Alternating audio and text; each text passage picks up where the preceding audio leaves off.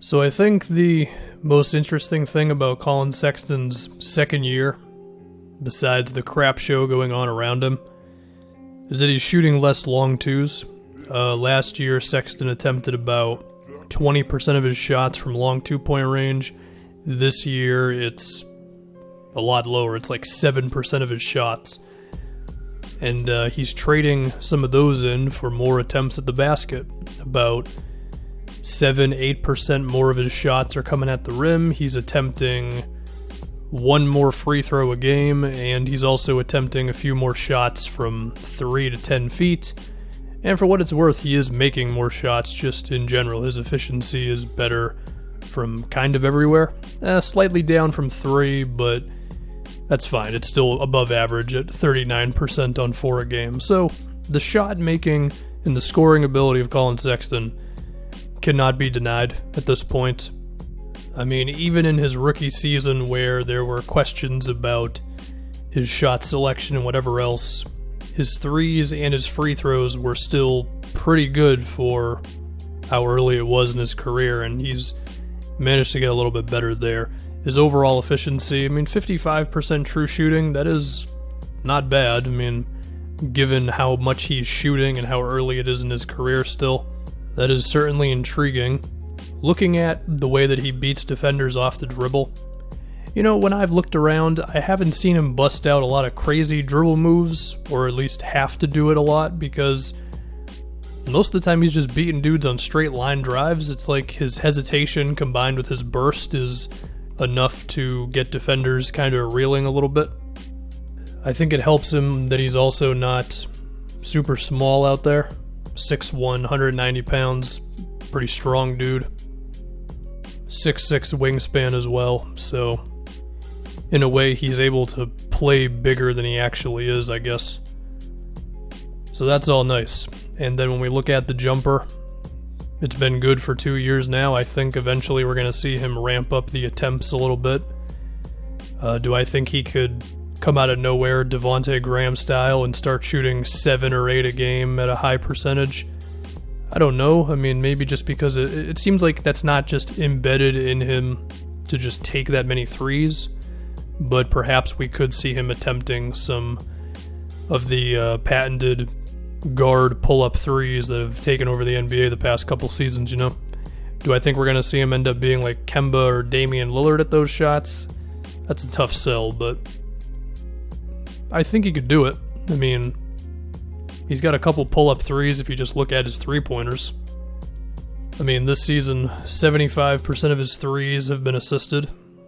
So, still 25% of them he's taking kind of off the dribble.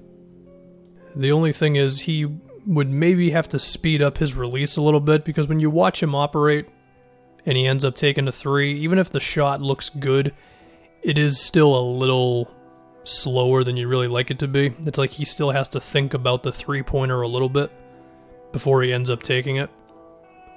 But it's still going in at a pretty decent clip, and the form looks solid, so okay, that's a wait and see, I guess, with his jumper. I certainly think he can be a catch-and-shoot off-ball guy, and he's been more of a two-guard this season, so maybe that's Cleveland deciding that Sexton is meant to be more of a shooting guard, I don't know, but from a scoring standpoint and from an efficiency standpoint, I think he can end up being pretty good. If he traded in a couple of those 2s for 3s, or if he just shot more free throws, then his efficiency would improve, and I feel like he can do both of those things, so that's nice. As far as the other stuff with Sexton, because this is the big thing, right? It's, can he be a playmaker? Can he read defenses? Can he put a team on his back, or is he more of a guy who you just have on your team and you like him, but you're not really looking to him to be a leader or whatever? Well, I don't know. His assists are actually down this season. Granted, again, he is playing 2-guard now. If we look at the touches per game, Sexton and Garland are basically tied. Garland holds the ball slightly longer. Kevin Love has just as many touches as Sexton does as well, so Cleveland is not just having this be the Sexton show, which is probably the right thing to do. Allow him to focus more on shooting and finishing. I really don't know. I mean, if I think of a player comparison for Sexton, I kind of see like CJ McCollum, low 20s scorer who can beat guys off the dribble and make shots, but is not a great playmaker and that type of thing. Can be a nice player for you, maybe make an all-star team or two, but you're probably going to need somebody better to really go to some sort of level. And that's okay. I mean, that's still a quality player that a lot of teams would love to have. I guess the way for Sexton to go to that next level is if he either makes strides with his playmaking or he becomes an insanely good scorer. And to do that, it would probably have to be just a lot more threes or a lot more free throws. So I guess it just depends on what levels you think Sexton can get to and all those things. But he's getting better as a scorer, and that's always good.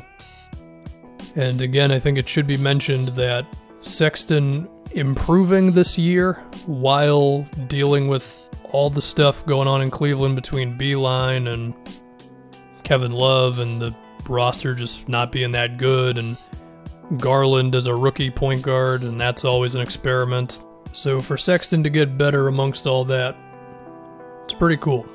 It's pretty good. What do I think about Sexton's ceiling defensively?